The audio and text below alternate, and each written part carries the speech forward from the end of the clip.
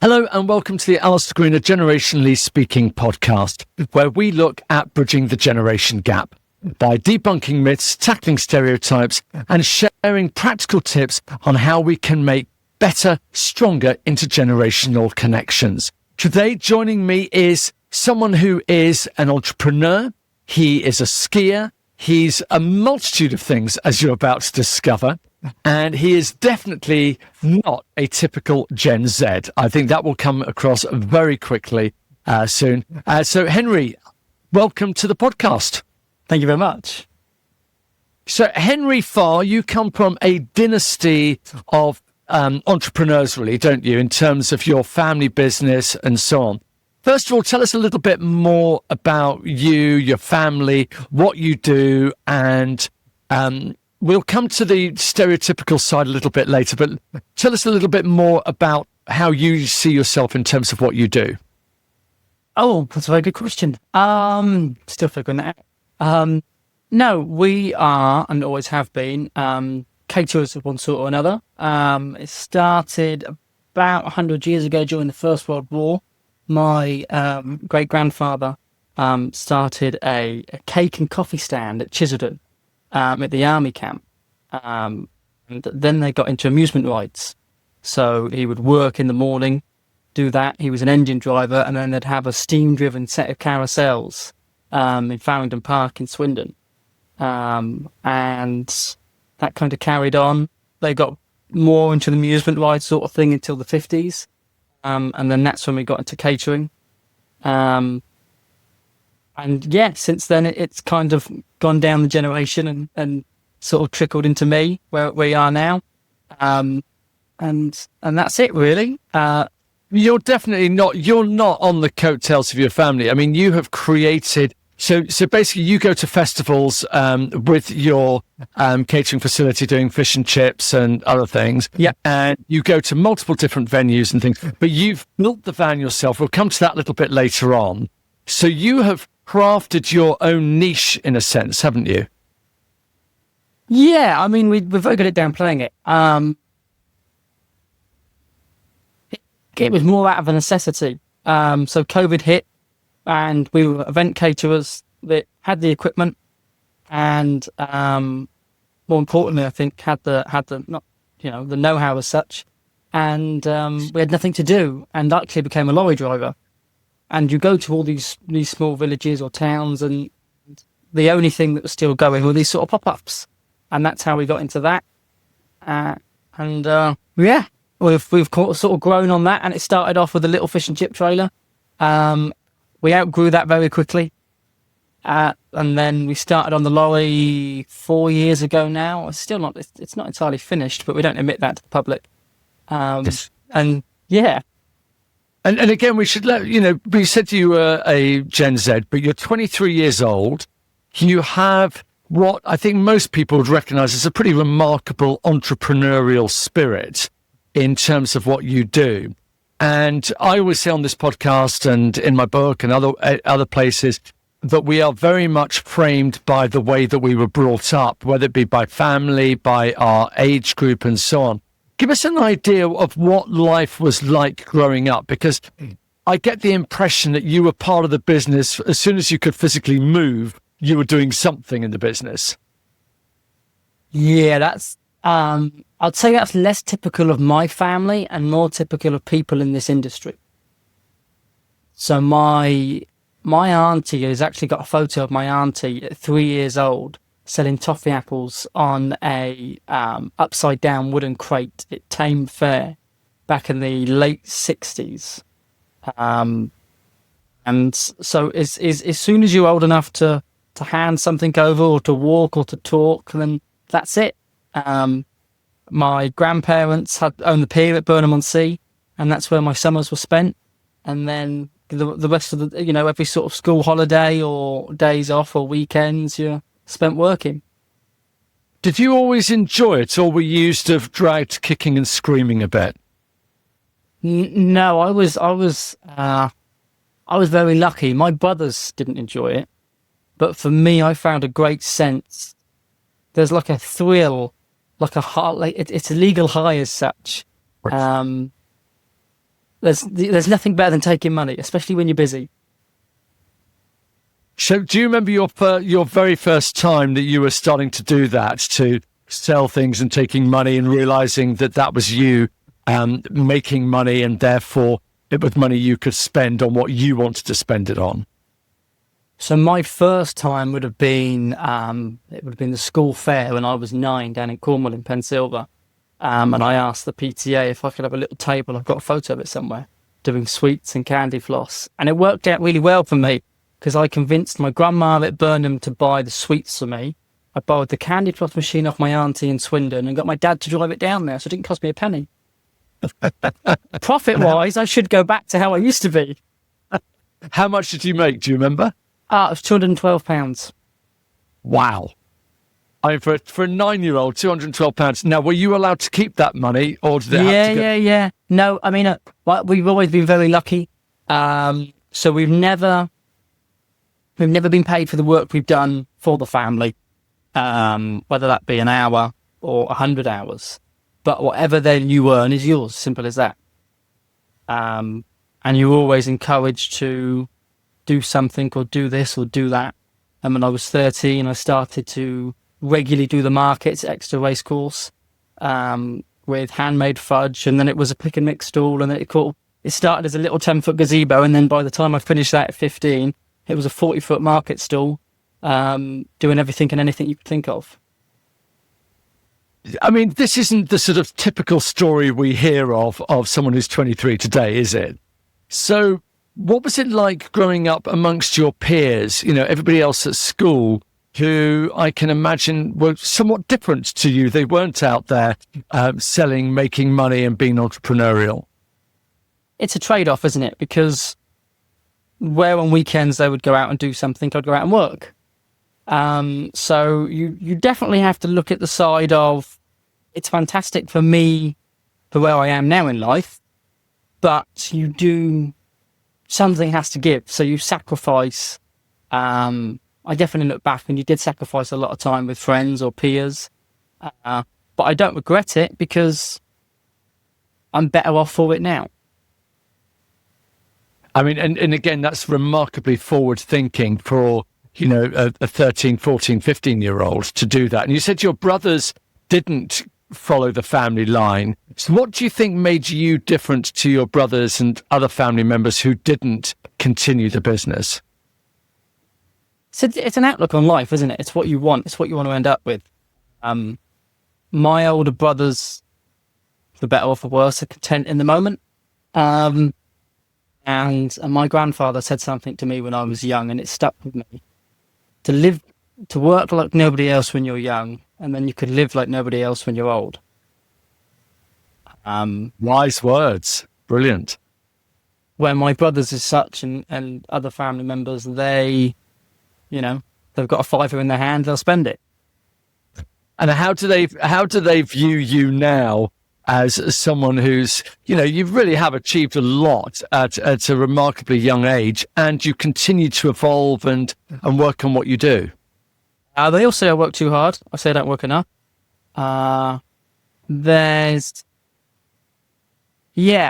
again, it all comes down to goals and aspirations, doesn't it? Because if you know what you want and you say, I want to achieve this by that age, while still maintaining a social life, that's great. And I think they, I had a goal, and their goal was different. Do you think a lot of how you became was as a result of the environment in which you were brought up in, or do you think there was something inside you that made you want to do what you've done?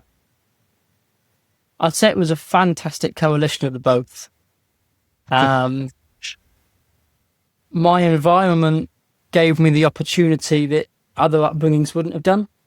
But I've always wanted to do something. I've always wanted to give that a try, or do this, or try the next step. Where I'm going to say you built your own truck. I mean, that is, that you're not an engineer by background, I don't think. So, no. This remarkable achievement, and it's really impressive. education-wise, I definitely I left school at 16, which sometimes I regret. I would have liked to maybe have got a higher education, but formal qualifications-wise, GCSEs, and that's it. And when it came to the truck, it was necessity more than want. I knew I needed something bigger. All the professional builders in the country, they're not doing it for fun. So for what it cost me to build, you'd have to pay 3 or 4 times the amount to get it done. There was a trade-off for that. To try and build it and work in another one was quite hard, because you it's a balance for time all the time. And did you learn through the modern way, i.e. watching YouTube videos and things as opposed to manuals? There's not an amazing amount of YouTube videos on that sort of thing, actually. But, and this is an incredibly vain thing to say, but I've been blessed with common sense, where it's not rocket science. The biggest lie they tell you is it's not that hard, because it really isn't. And it's just figuring out that, you look at schematics on how certain things are made, and then you say, right, so I need that, and I need that, and I need that. And somebody, actually, I just not to carry on, but somebody said something to me once, that 80% of building anything is measuring it and cutting it to what you measured and then putting it together. And I know that sounds quite weird, but that's literally it. Did you go down the route of, I always like the thing carpenters will always say, measure twice, cut once. Or in my case, measure 57 times and still doubt yourself. Okay, so that's a really interesting thing. You don't seem to be someone who lacks in confidence. And there are many people who would say that Gen Z don't always have a lot of confidence. Are you confident, or is this all a bit of bravado? It's a really weird thing, isn't it? Because sometimes in social circles with people I don't know, I can be quite shy. But the second I've always had this thing, the second I'm on a platform or selling food or any of that, it just goes away magically. And I actually, there's a situation where I'm not as confident about. I'll just pretend I'm trying to sell you something. And it makes it's a lot easier. Okay, so we've established you're not a typical Gen Z in so many different ways. In what way would you say you are a typical Gen Z? What are the sort of things that you do now with your mates when you do get a bit of time off, which you don't obviously get much? But what do? You think, actually, that's pretty typical of my generation? I don't know if it's typical of my generation or the last 60 years or so, but skiing. Skiing is I tend to have about 3 weekends off in the summer. I grew up in Cornwall, so I go down to Cornwall. And I've got a friend and he's got a boat, and we'll just mess about for the weekends. But I do always have a month off in the winter and go skiing. And I'm going to come to skiing in a moment, because that, again, I bet you're probably the first member of your family who's a regular skier, because again, people who are anything to do with catering just don't get that kind of time. But just coming back a second to being a typical Gen Z, how are you with social media and things like that? Is that how you get a lot of your business? Are you exploiting, that knowledge that younger people have of the way that algorithms work and social media and so on? Not as much as I should do, actually. That's one of my biggest flaws, is I don't market myself enough or my business. I try and stay away from social media personally as much as possible, because comparison is the thief of all joy. And it can be quite hard when you're, working on weekends and days, and all of a sudden you open Facebook and your friends are here or there or doing something. So I always find it's better not to judge your life on others. So I personally try and stay away from social media. Advertising wise, it has been the best gift, and it's the cheapest and the readily available way to advertise yourself. And that 90% of the population are on Facebook or Instagram or Twitter. So the reach you've got now is substantially greater than what you would have had 30 years ago. But also, can your message get lost in all of that noise? It can do quite easily, especially, in my industry now where it's becoming overly populated because people think it's an easier way to earn a quick buck.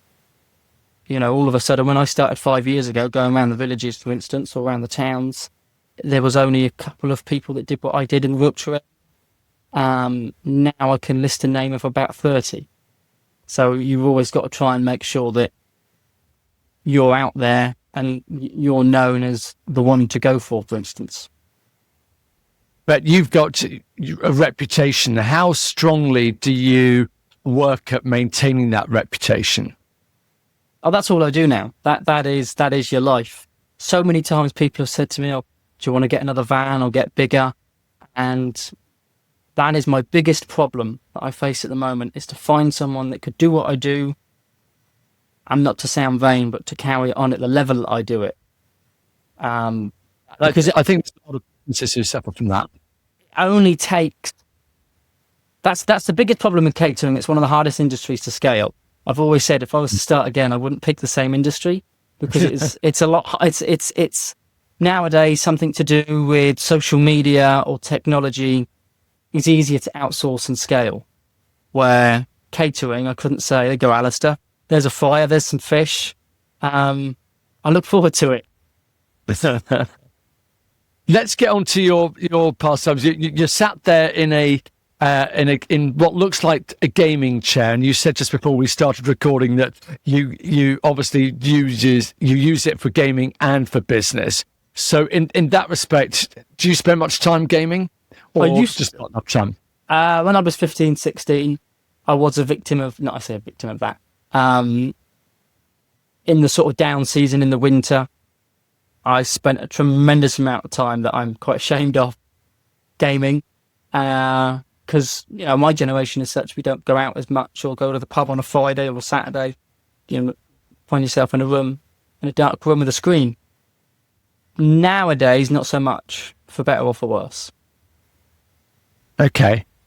But what you do spend your time doing in the winter is you go skiing. How on earth did someone like you get into skiing? And I only say someone like you purely because I can't imagine you were exposed to that. You weren't a family that went off skiing every winter because you were working so hard. So how did you get into it?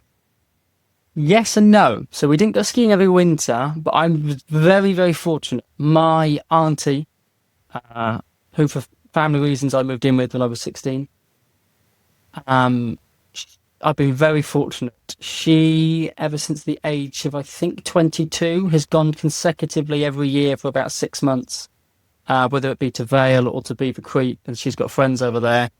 She skied with the World Ski Championship, with the women's downhill, with the men's downhill, course prepping. She's been a team leader, and she also did a stint of instructing.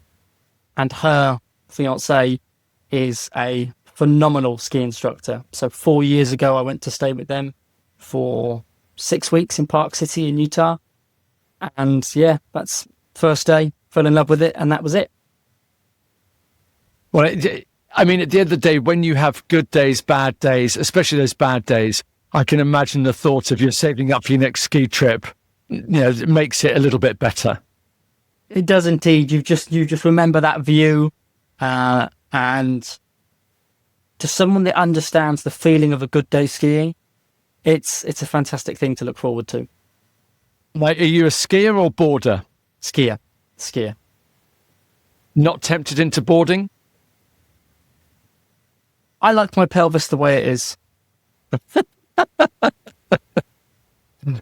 Well, I have to say, as someone who is a skier, but that's probably more generational because that's all that was around when I was younger, and I wasn't going to learn new tricks. I was looking reasonably okay on a pair of skis. I didn't want to look a complete idiot trying boarding.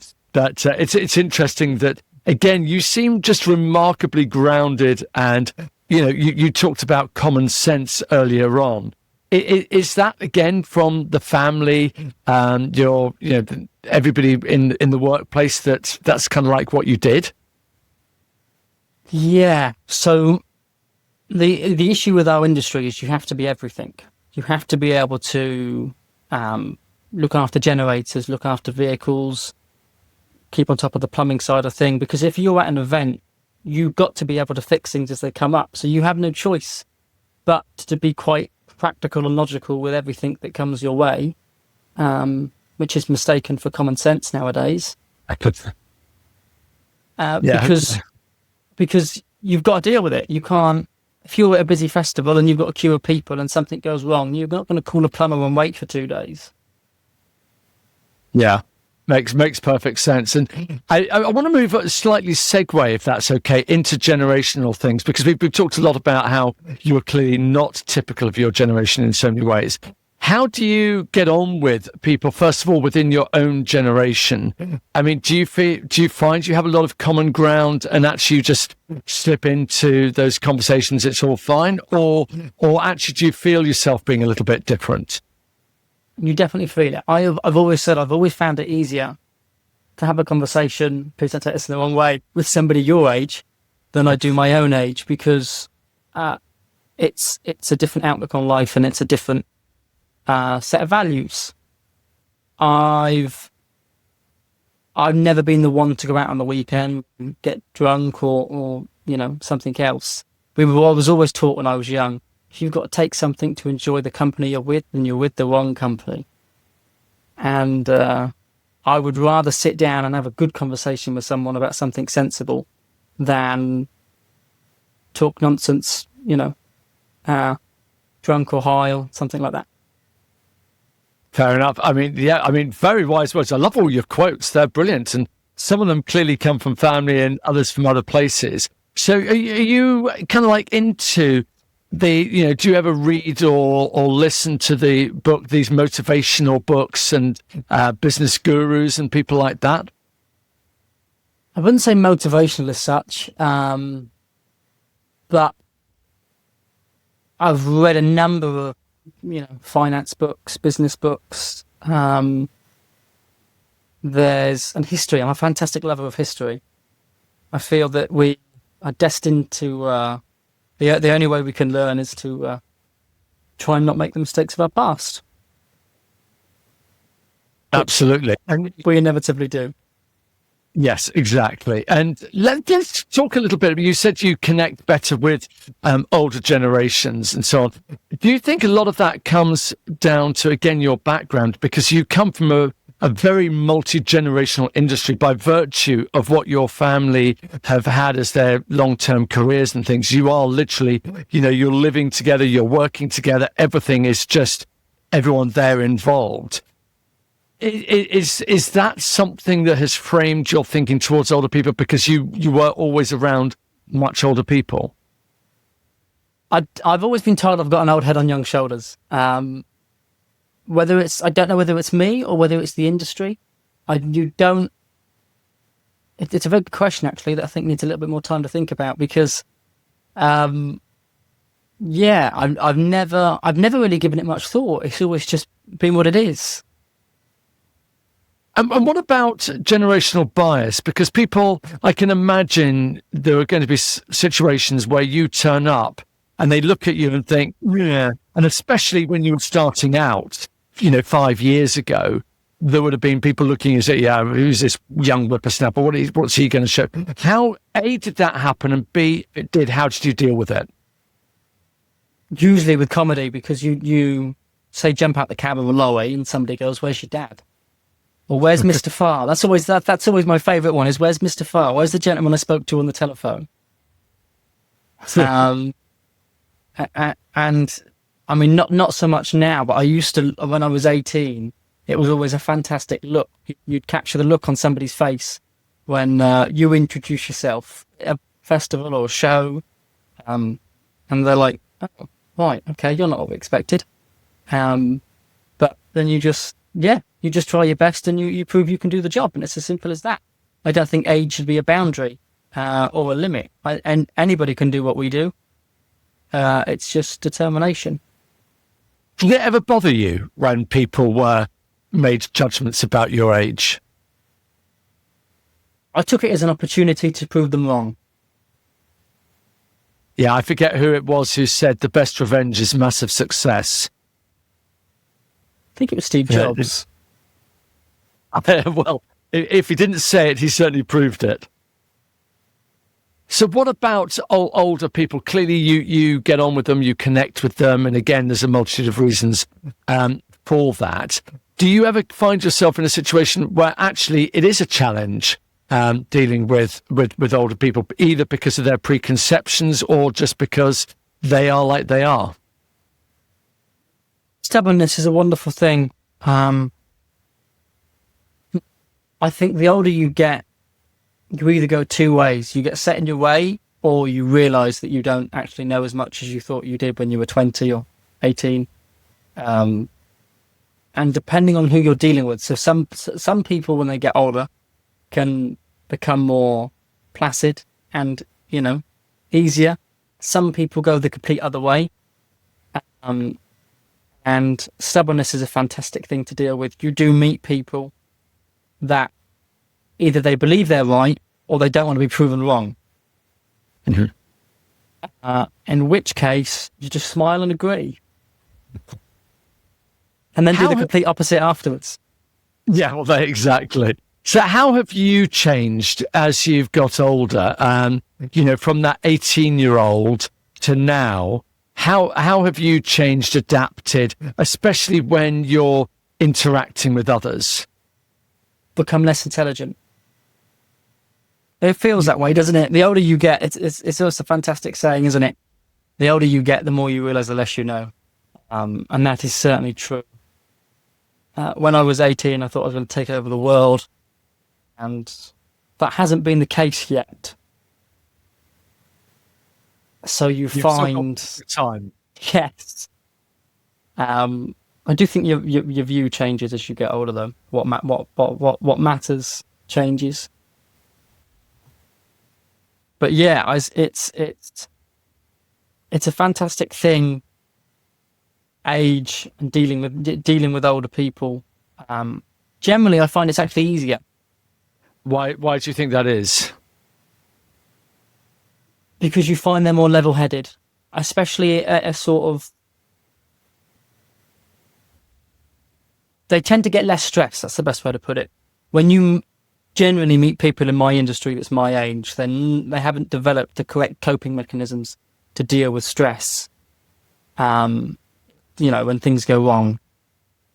And you find that I've definitely learned as I've got older that it's never as bad as you think it's going to be. Half of the problems go away. Even, you overthink these sort of things. And that is the actual, that's the biggest outtake on that, I would say, is that most things can be sorted out by taking a step back, thinking about it logically, and then dealing with the situation. What about the future? What are your aspirations right now? We accept that everything changes all the time, but here and now, how do you see the future for you, for Henry Farr? I wouldn't say an easier life, but I think you've always got to work on a quality of life. And the only thing that's changed as a shift in me from, say, when I was 15 or 16 is what I value. When I was 15 or 16 or at 17 or whenever, I found myself chasing money all the time. And when I got to about 20, I realised that money isn't anything. Money is just a tool to be used. And you can chase it, and it doesn't make your life any easier. In fact, it makes it worse. There were a fantastic number of super successful and wealthy people I know that are miserably unhappy, and there are fantastic people I know that I wouldn't say are under the poverty line, because that's something we've got far too much of in this country, but I would say at a comfortable level where money isn't their goal and they live a much better life.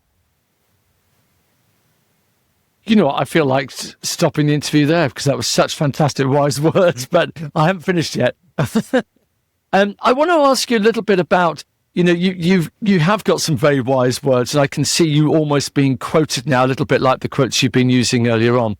But what advice do you give? First of all, do you give advice to people your own age and youngsters generally? And if you do, what do you say? What advice do you give them for them to look towards the future, maybe to aspire to being you, or maybe just to be successful in life, whatever path they take? I'm not going to wish anything as bad as aspiring to being me on anybody. Crikey. But I think the older I've got, the only piece of advice I do give people is life is definitely what you make it. Not to carry on with the quotes, the quality of your thoughts is the quality of your life. If you are determined to be miserably unhappy, then you always will be. I have helped a few people out, and it's fantastic to see, because I will help anybody that is willing to give it a go. But you meet some people that have what I would call a defeatist attitude, where they're not going to win no matter what they do, so what's the point in trying? And unfortunately, you can't help someone that doesn't actually want to be helped. And the only thing I would... It's just go. It's just do it. It's just do it. Everything I've done,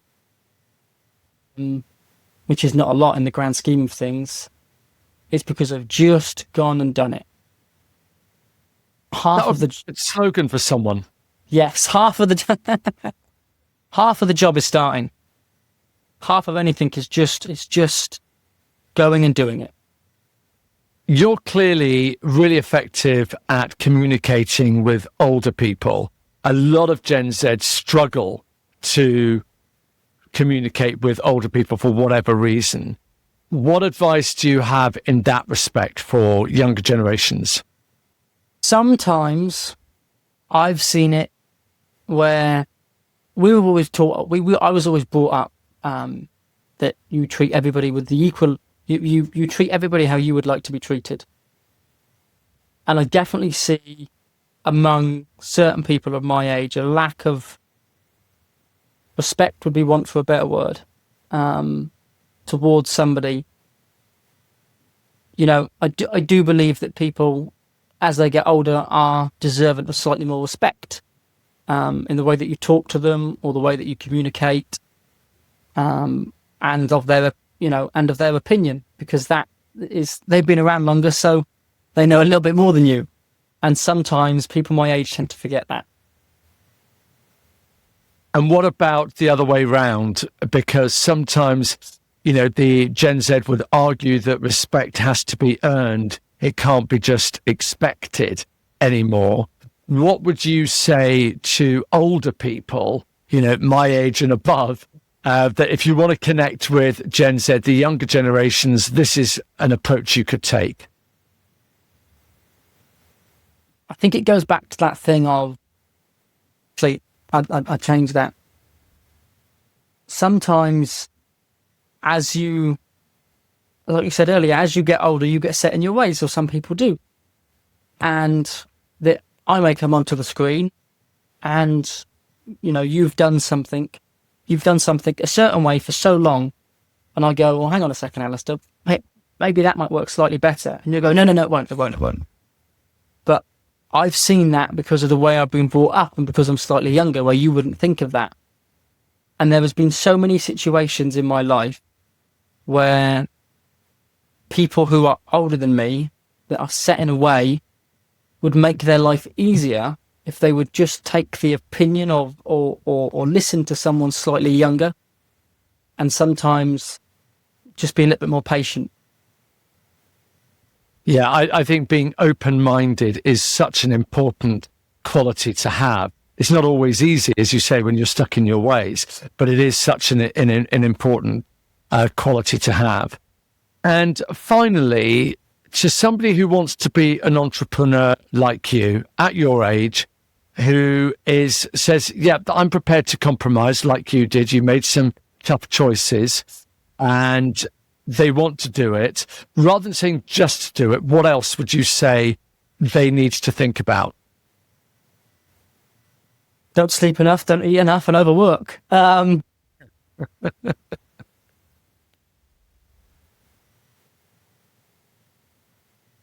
If I was 5 years ago, I would have given you a totally different answer to what I am now. I don't think it matters so much about what you do. I think it matters more if you're happy with what you do. And what having to do what you have to do to get it done? Because sometimes in whatever job we do, there's going to be aspects we don't particularly like, but we just have to crack on, just get on and do it. And to see your way through that is sometimes a little bit tough. It is indeed. And that's where self-discipline comes in. Which the only thing I will add to this is that there seems to, and I hope I'm wrong, I really do. As the next generation is taking over, I feel like self-discipline with certain groups of people is dropping. You know, you look at people from the 60s, the 70s, the 80s, and they've got that attitude of, we've just got to get it done. Where I've had people my age, you know, have the attitude of, oh, well, I've done my 4 hours of work now, so even though the job isn't finished, I'm done now because that's really enough for me. Where if you have a little bit more discipline, you just say, well, let's just get it finished and get it done. Yeah, I you know what? It's funny, earlier on, Henry, you said that you've often been referred to as an old head on young shoulders. I'm actually going to rephrase that and say, I think you've got a very wise head on young shoulders. You've given some amazing tips, thoughts, and I think you will inspire other people. And you'll also inspire older people who will hopefully look at your generation with a different lens than maybe they have. There are people who break that mold, and you clearly do. It's been a real pleasure talking to you. Thanks for your time today. I know you've got another busy day. You're probably out somewhere very shortly, off to another festival or something, a weekend ahead. But thanks for taking the time out. I knew you'd be a great guest on this. My pleasure. No, the pleasure's mine. Thank you, Alastair. You take care. We'll put some stuff in the show notes if people want to follow you on Facebook and they want to come and see you at a festival near them sometime soon. Thank you very much. Thanks, Henry. Thanks a lot. And thank you for watching. We'll be back again in 2 weeks' time with another podcast. Thanks for now. Bye. The Alastair Greener Generationally Speaking podcast was presented by me, Alastair Greener. It was recorded at Granary Studios and produced by James Jones. Please follow us and leave us a review wherever you get your podcasts. To find out more, visit generationallyspeaking.co.uk.